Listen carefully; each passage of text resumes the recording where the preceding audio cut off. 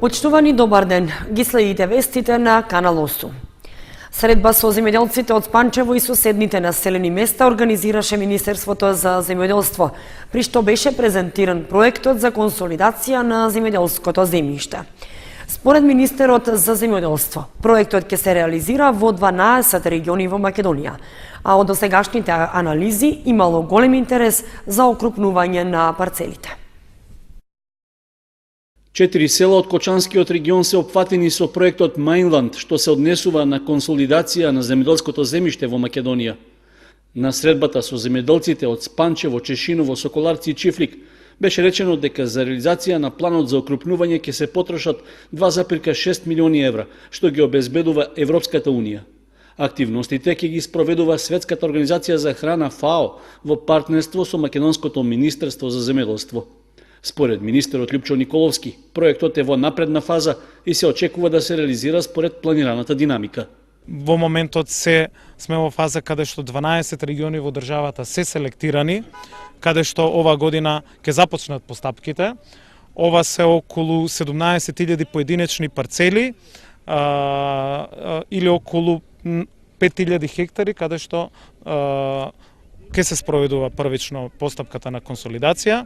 Паралелно во собранието во прва фаза поминаа измените на законот за консолидација, кои што се исто така дел од овој проекти се потребни заради олеснување на сите процедури и постапки во наредниот период. И мене ме особено денес радува што тука во Соколарци, во Чифлик, во Чешиново и во Спанчево, во овие 4 региони, интересот на земјоделците е на вистина голем и тука очекуваме забрзани постапки во наредниот период и првични резултати кои што ќе донесат до окрупнување на земјоделското земјиште, до зголемена ефикасност, продуктивност и конкурентност во производството на земјоделските производи, односно доминантно на оризот кој што е од овој регион. На презентацијата на проектот за консолидација на земјоделското земјиште што се одржа во Спанчево, представничката на делегацијата на Европската унија во Македонија истакна дека поддршката и за овие и за останатите активности кај нас е со цел да се подобрат условите за живот, како и конкурентноста на земјоделските и другите производители. Вие знаете дека Европската унија е силен партнер на Македонија, исто така сакаме да помогнеме и да им помогнеме на фармерите и на кои што не потребна нашата помош и оттаму е важна и значителна вашата и поддршка и посветеност кон овој процес. Особено ми е важно што нашата заедничка цел, како наша, така и ваша, е да можеме заеднички да успееме да подобриме продуктивноста на вашето производство, за да можете со финална цел да заеднички се надпреварувате на подеднаква рака со сите европски производители на заедничкиот европски пазар. На средбата со земјоделците и собственици на земјиште во регионот што е опфатено со проектот, беа представени придобивките од окрупнувањето на парцелите. Меѓу нив беа споменати помалите трошоци за производство, поефикасната примена на агротехнички мерки, заштедата на време за обработка на површините и прибирање на родот и слично. Министерот за земјоделство, шумарство и водостопанство Лјупчо Николовски при денешната посета на Кочанскиот регион најави продолжување на изградбата на браната Речани. Според него се очекува наскоро да се добие градежната дозвола за да продолжат другите процедури за реализација на капиталниот објект. Браната Речани останува една од главните инвестициски активности за владата и за ресорното министерство, поради што ние даваме безрезервна поддршка за незино непречено одвивање, истакна министерот Николовски на новинарско прашање до каде е процедурата за еден од најважните капитални објекти во Кочанскиот регион. Апсолутно, поддршката од страна на владата за браната Речани ќе продолжи и ние во овие 10 месеци ги спроведуваме постапките кои што не биле направени пред да се склучи договорот за изградба, односно за изведба. Договор на кој што се прави детална правна анализа заради тоа што е склучен во изборен период. И зашто во наредниот период ќе информираме околу следните чекори, но клучно е она што Министерството, заедно со Министерството за транспорт и врски, ги направи сите подготвителни работи, односно сите чекори кои што беа неопходни за добивање на градежната дозвола со оглед на тоа што се работи за еден крупен инвестиционен проект. Инвеститор на овој проект раната речени останува Министерството за земјоделство, шумарство и водостопанство. Во следниот месец сметам дека ова долга постапка на обезбедување на градежната дозвола која што се спроведуваше во претходните неколку месеци ќе финишира, односно Министерството ќе ја добие градежната дозвола за изградба на овој крупен инфраструктурен проект кој што е од битно значење за регионот и дека ќе започнат и другите постапки во делот на почетокот на изградба. Министерот за земјоделство го истакна регионалното значење на браната Речени и постојаната комуникација на оваа тема со градоначалникот на Кочани Николчо Илиев. При тоа додаде дека во наредните 2 недели се очекува и завршување на реконструкцијата и надградбата на браната Пишица во Пробиштип, која што е значајна за наводнување на оризовите полиња. Подготвителните активности за изградба на браната Речени започнаа со истражувањата на теренот во 2009 година. До сега е асфалтиран пат во должина од 4 км до круната на браната, а започнаа и работите на патот од круната до основата, односно до темелот на браната. Поради слабиот одзив од Министерството за земјоделство, подрачна единица Кочани уште еднаш апелираат до земјоделците дека во тек е примањето на техничките барања за добивање средства од програмата за финансиска подршка во земјоделството за 2018.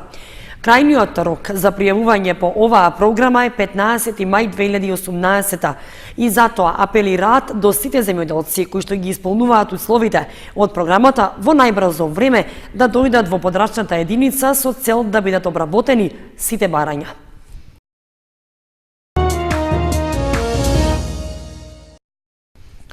Во рамки на одбележувањето на 8 април, Меѓународниот ден на ромите, градоначалникот Николчо Илиев организираше прием за представници од невладините ромски здруженија што работат во општина Кочани. На средбата се разговараше за актуелни прашања и активности, како и за плановите за заедничко действување во наредниот период. Невладините здруженија кои се ангажирани во решавањето на прашањата за ромската заедница ќе имаат поддршката од локалната самоуправа, зашто само преку заедничко работење е можно да се постигнат подобри резултати, што е во интерес и на општината и на граѓаните како поединци. Ова, меѓу другото, беше истакнато на приемот што градоначалникот Николчо Илиев го приреди за представниците на ромските граѓански здруженија, а по повод одбележувањето на 8 април, Светскиот ден на ромите. Според него, со изготвувањето на акциониот план на локално ниво, што се однесува за периодот до 2022 година, ќе се потенцираат главните проблеми и активностите што треба да се преземат за да се постигне што подобра интеграција на ромската заедница кај нас. Општина Кочани, нагласи Илиев, е заинтересирана да им помогне на сите своји граѓани, без разлика на етничката, верската или каква била друга припадност.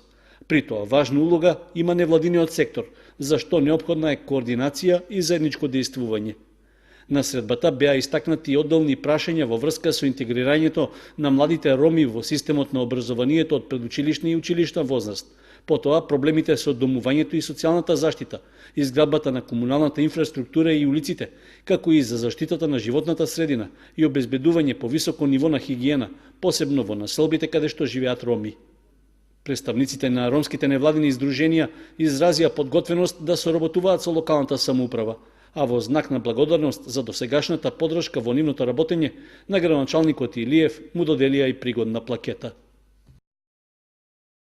Високата школа за новинарство и односи со јавност ги повикува средношколците преку медиумски производ да ги иницираат промените кои ги посекуваат во нивната општина. Би сакал во мојата општина да е темата на конкурсот на кој може да размислуваат и пишуваат средношколците од сите средни училишта.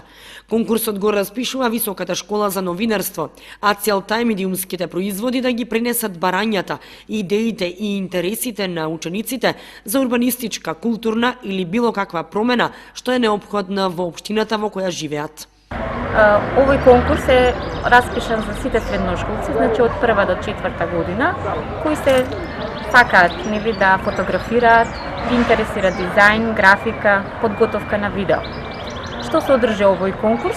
Значи треба да се изработи еден медиумски производ кој што може средношколецот сам или во група со други ученици да ја сработи. Значи треба да изработи еден производ, дали е тоа фото приказна, постер или видео.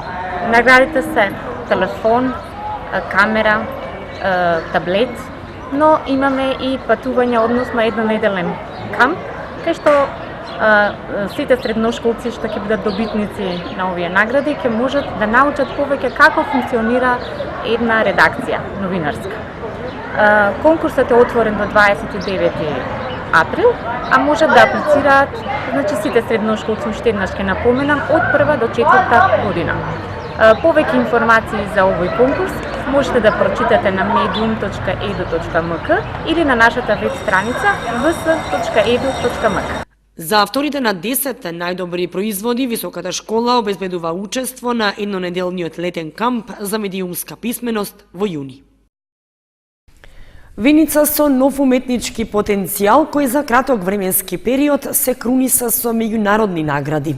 Станува збор за уметникот Маријана Иванова, која што досега учествувала на преку 45 групни изложби и зад себе има 2 самостојни изложби. Маријана Иванова е новото уметничко име од Виница, кое за краток временски период се најде на многу меѓународни изложби и како учесник, но и како првонаграден уметник за дизајн на плакати. Деновиве дел од нејзиното творештво е изложено во кафе-бар Љубов во Скопје, како дел од проектот Креарт, кофинансиран од програмата Креативна Европа на Европската комисија. Во рамките на изложбата, освен плакати, беа представени и принтови на мајци, торби и дуксери, за кои што публиката покажа доста голем интерес. И го избравме за локација кафе-барот Љубов во Скопје, бидејќи беше целта да се доближи изложбата на пошироката публика, не само на луѓето кои наменски би отишле да ја погледнат во галерија. Бе вклучена во изложбата на покана на куратор архитект Јасминка Намичева од музеј на град Скопје. И проектот беше поддржан од град Скопје и од креативната програма на Европската унија. Маријана, која во моментот е постдипломец на Националната академија за уметност во Софија, учествувала на 45 групни изложби, а зад себе има и 2 самостојни изложби. До сега имам реализирано една самостојна изложба која што беше представена во Домот на културата Тош Арсов во Виница и во Центарот за култура Бели Мугури во Кочани. И изложбата е предвидено да патува и во уште градови во Македонија. А освен тоа имам земано учество на над 45 групни изложби во 15 земји во светот. Постојано аплицирам на конкурси, имам доста голем број на учества на интернационални изложби на плакат, а мојот последен значаен успех е тоа што освоих прва награда на конкурсот Работа во 2030 година, на која што требаше да се направи плакат кој ќе ја представува нашата замисла како би изгледало работното место во 2030 година. Жирито на Иванова ја додели првата награда и изложбата ќе биде отворена на 17 април во Германија. Изложбата во рамките на проектот Креарт ќе биде представена и во други градови во Македонија, а Иванова ќе учествува и на неколку интернационални изложби, како на пример на Биенале во Украина, во Русија, во Иран. Резултатите од креативната работа на Маријана го потврдуваат фактот дека таа е веќе изграден уметник, способен да се соочи со предизвиците на многу истенчениот вкус на конзументите во светски рамки од една страна, истовремено водејќи борба за квалитетно презентирање на професијата графички дизајнер, која за жал се уште во Македонија го нема заслуженото место.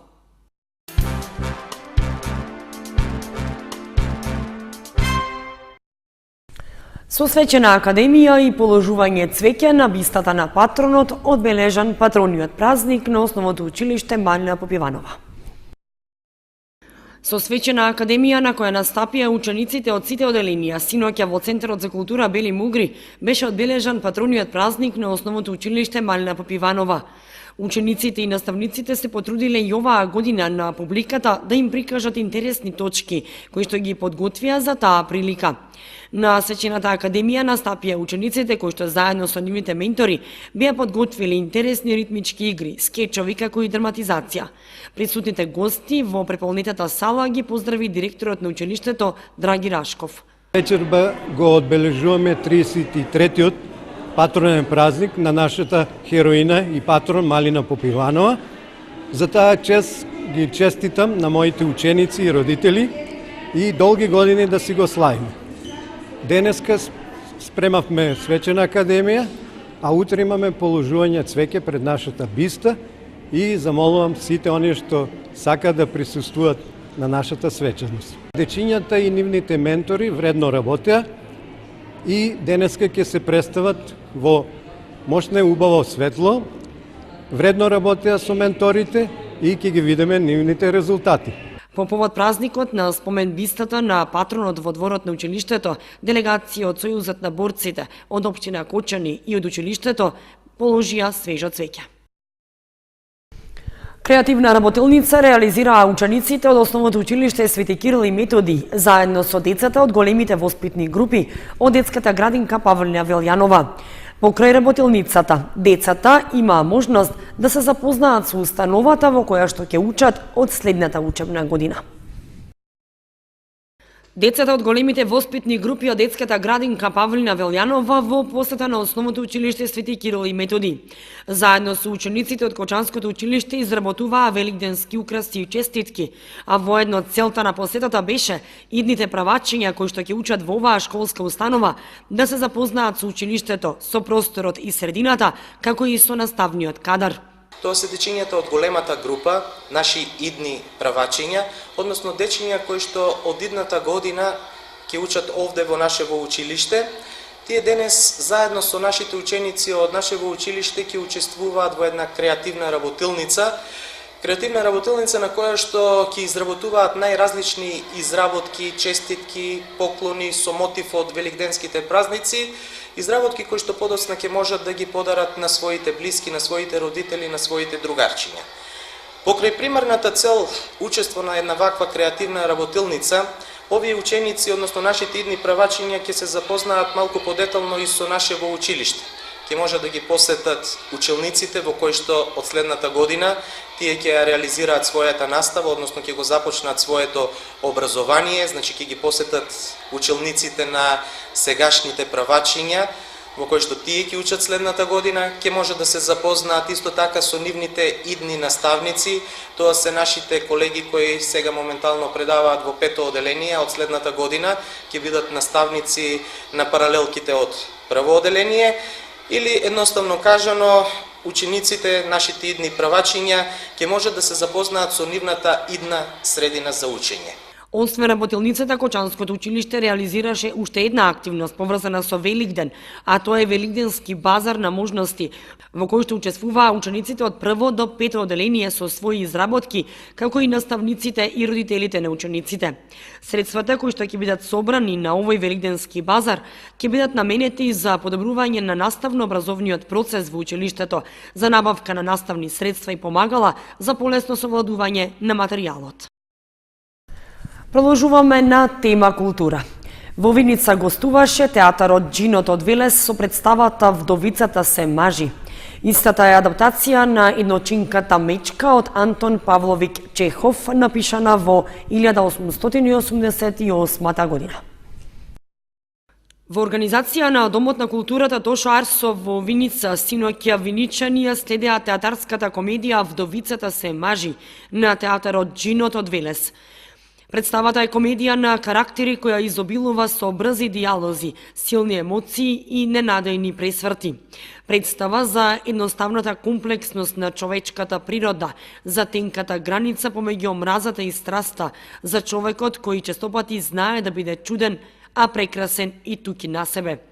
Вдовицата се мажи е адаптација на едночинката Мечка од Антон Павловик Чехов, напишана во 1888 година, која на комичен и атрактивен начин за гледање ја следи приказната за вдовицата Попова, која 7 месеци е во траума по смртта на сопругот и одбива да излезе од имотот и да прима посети. Комуницира единствено и само со незиниот син Лука и вработените на имотот.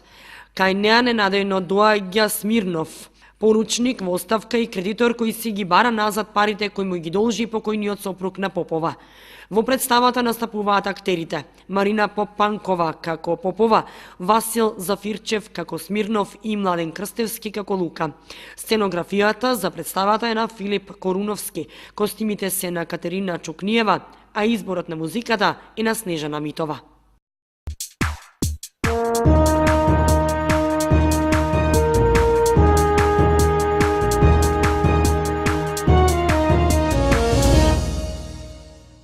Следува информацијата од спортот. Карате клубот Блатец од Виница со успешен настап на меѓународниот турнир во Србија.